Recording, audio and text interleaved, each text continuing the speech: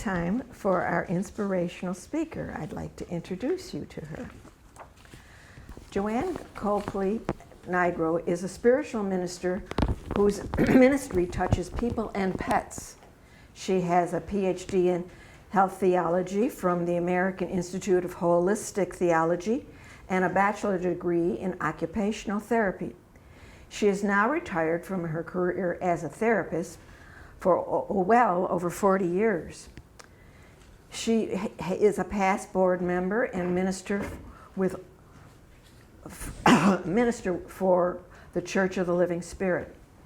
She is the pastor of a City of Light Spiritualist Church, chaplain and secretary to the Lilydale Volunteer Fire Company, and all that it entails of keeping the building going. She is a spiritual healer, has previously served as the Healing Temple Chair during the COVID years. She is also a Reiki master, hypnotherapist, member of the International Association of Counselors and Therapists. Each year she presides over the Lilydale Pet Remembrance Ceremony and Blessing of the Animals. Joanne lectures, teaches workshops, and participates in ceremonies honoring nature, pets, animals, and gemstones. She has authored 2 books, 52 Weeks of Inspiration from the Animal, Plant, and Mineral Kingdom, and a spiritual guide on pet loss. She has her own website, joannecopley.com, as the Animal Revealer, and a gemstone jewelry. Joanne is dedicated to her ministry for people and animals through service, teaching, and messages of healing worth. Joanne is an active year-round resident of Lilydale with her husband and 2 dogs. I present Reverend Joanne.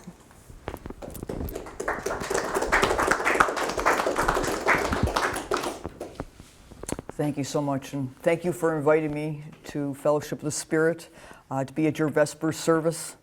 I understand this month the theme for November is hospitality, and as Jane said, hospitality is certainly a fitting topic for the month of November. Hospitality is defined as generosity and friendliness to others, whether we're entertaining, conducting a service, or being around others. I liken it to being a good citizen. A good citizen is someone who respects others and participates in the community and helps others. It's so important to reflect on our values as spiritualists, to be not only aware but open-minded when we're being with others. You do not have to agree with others or even act in the likeness of the macrocosm of our world, but you do have to strive to be who you really are and act in a manner that believes in something better for all. Sometimes all we need to do is just be open and find a common ground amidst all the differences we may experience in life. Be hospitable, be a good citizen, extend openness and kindness and respect. In the Buddha's words, I quote, "Hate never dispelled hate, only love dispels hate." This is the truth, ancient and inexhaustible. If experiencing anger, pause to remember that our lives are remarkably brief and our death can come at any moment. And this reminds us of how our conflicts with each other are really sad and sometimes very transient. I personally I'm not a great Bible scholar, but I heard this story of Jesus at the well, and it really impressed me at this point in my life because I never had heard it before, and it just made so much sense. And so I'm reminded of the story of Jesus at the well in the city of Samaria. Jesus on his journey sits down by a well and requests a drink from a Samaritan woman. The Samaritan woman said to him, quote, "How is it that you, a Jew, asks a drink of me, a woman of Samaria?" You see, at that time, Jews did not share things in common with Samaritans. Jesus said to her, quote, "Everyone who drinks of this water will be thirsty again, but those who drink of the water that I give them will never be thirsty. The water that I will give them will become a spring of water gushing up to eternal life.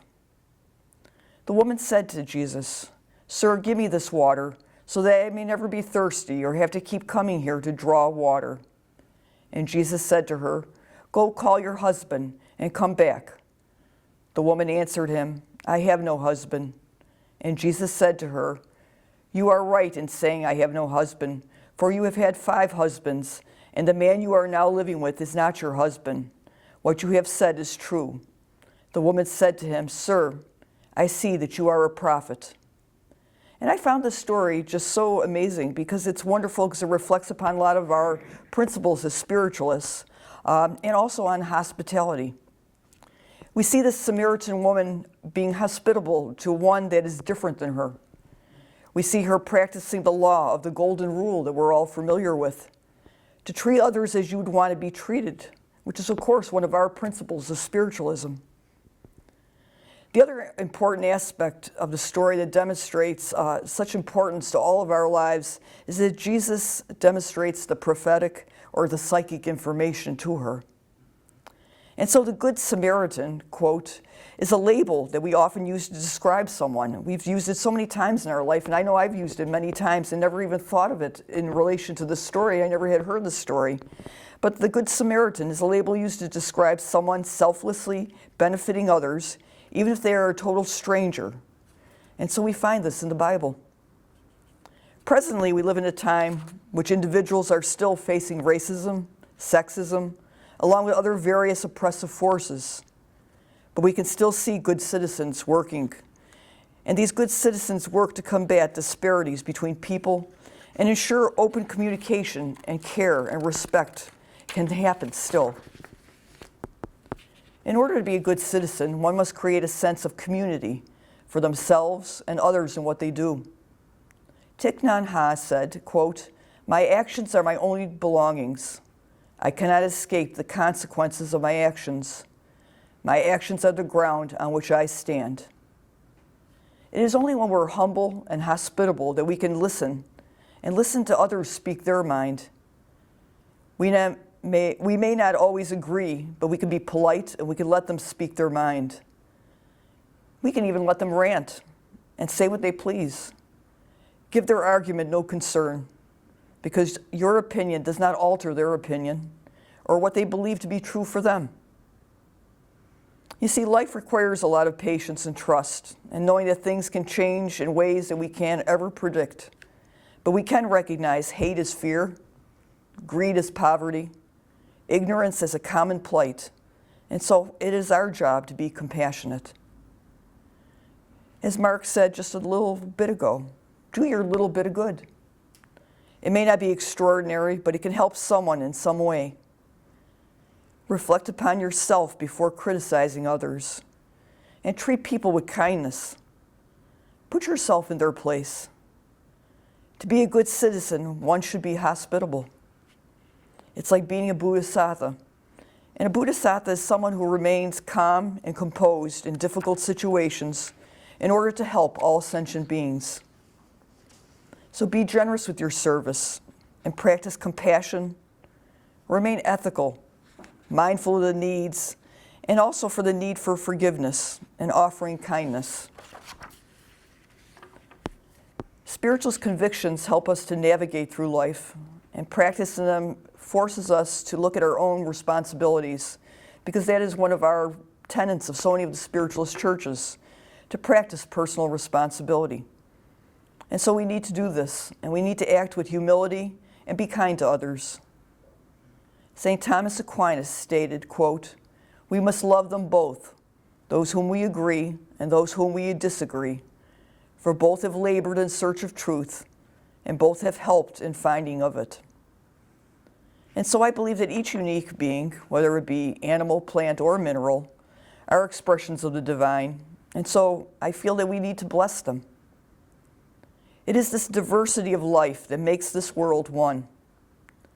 I have hope that we can transcend beyond the tolerating, which is sometimes even difficult, and that we can make a difference and really appreciate the interdependence of humanity. So be the one that practices the traits of hospitality, the hospitality that requires compassion and goodwill.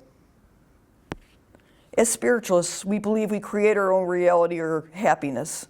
And so why don't we just begin with our own positive attitudes and celebrate each day in a beneficial manner to bring goodness, not only to ourselves, but it often shoots out to others in our community, in our families, and anybody that we seem to touch. It's time that we learned about tolerance, patience, or maybe just how to analyze how we are really ourselves. It's been stated that sometimes the things that we dislike the most in others can be of the facets to our own personality. And I know we don't like to hear that, but it is a thought, and it's been expressed by many psychologists. So, look at some of the things that annoy you about other individuals, and then look at your own polished personality and see if maybe you need to polish it up a little bit more yourself. We've all heard about how thoughts become things, so we need to be aware and try to choose only good thoughts. Sometimes life can be a mirror, and it will reflect back to us what we think into it. If you listen for truth, you'll hear it. If you practice peace, you'll find it. If you practice wholeness, you will also find that. If you practice hospitality, it'll surely be returned back to you at some time in your life. A shift in consciousness is really all it takes. You are what you believe. And so we need to focus on what we want. Our authentic power is to understand that our experience, no matter what they are uniquely suited for our spiritual growth while we're here on this earth. And so, love does not deny that bad things can happen. And so we hear the bad things that happen in our news. We hear the bad things that could happen in our prayer lists. But instead, let's go on in life and give power to the things that we can change. Give power to love. Give power to goodwill and hospitality. And so when faced with a challenging situation, ask yourself, what would love do in this situation? Mother Teresa said, it's not how much we give, but how much love we put into giving. So be open to love as well as to give it. A simple reaching out to those in need with an open, unjudgmental ear can be the love that somebody needs sometime, any day of the week. Or simply making a contact with someone you haven't spoke to in a while can truly be a healing experience for that person and also for ourselves too. This reaching out is a powerful tool, and it always is of service to both parties, even though we don't know it at the time. And so, that brings us to that word that we hear so much about, forgiveness. And it's something maybe that we need to each do in our lives more than we think. We've all had our perceptions about things. Everybody mentioned the election, and we've had our perceptions of how we thought it might go or wish it might go. And so maybe we have to forgive the situations. Maybe we have to forgive people. Maybe we have to forgive ourselves and be open and make a choice that we're going to eliminate any feelings of victimization and eliminate any negativity and go forward productively with our lives and not hold on to unnecessary emotions that impede goodness that is possible for re-entering. So forgiveness means that you refuse to hang on to those ill feelings. And so do this as an act of hospitality. Put yourself at ease. It's really about spiritual love for yourself and freeing yourself of any lingering hurt and pain. And it's okay to forgive the past and start over again. Become what you want to attract and start by uplifting others, because it will radiate love, peace, and joy right back to you. We believe that God is the one presence, the one power in this universe. So I ask you today, renew your faith and look at the power that keeps the balance of life in divine order. Look beyond physical accomplishments, possessions, or wealth as measures of your success. And instead focus on the goodness of character, experience wisdom and service, and commit to a deeper level of healing in the areas of your life, whether that be physical, mental, or emotional, and of course, spiritual. When we know we are blessed, we're more readily to see more blessings in our lives. And we know that the divine is in everyone and everything. So live your life as it's no tomorrow, but plan as if you will live forever, because love often makes the most sense. And love is the thing in our life that often gives us right back what we give into it. So do something good that someone can benefit from. All you have to do is have that love in your heart that so many of you have. You'll not only be remembered as that person who truly made the most of your life, but also as the one who enabled others to make the best of their situations. And so we know that we can all work together to create a better world where we can look beyond appearances and recognize the diversity, but also know about the oneness and the love that is truly still present in this world. Life is great, so celebrate it daily. Be that one that practices hospitality. Happiness is like gratefulness, a way of being. Happiness is releasing resistance, overlooking the insignificant pettiness of life, and choosing to be more open-hearted and open-handed. The Thanksgiving holiday that we began yesterday in Lilydale at our community Thanksgiving just goes on and on into our lives during Thanksgiving, and it just moves into Christmas and New Year's and goes on and on. But the Thanksgiving holiday begins the season when we look at our harvest of memories. And so I know tonight begins that time for many of us where we think about Thanksgivings prior, and we become thankful of the times of the past, and we create new memories for the future in the Thanksgiving that's coming. So this Thanksgiving, practice hospitality. Remember, there is very little you can do to control others. However, you can control how you respond to them. Don't take sides. Don't assume it's your job to resolve the conflicts on Thanksgiving. And practice self-control and smile, or just go get another piece of pie. So I would like to thank you so much for listening to these words of so many dear, beloved teachers in our lives that we can look up who remind us of the need for hospitality and appreciating one another. So thank you very much, and many blessings.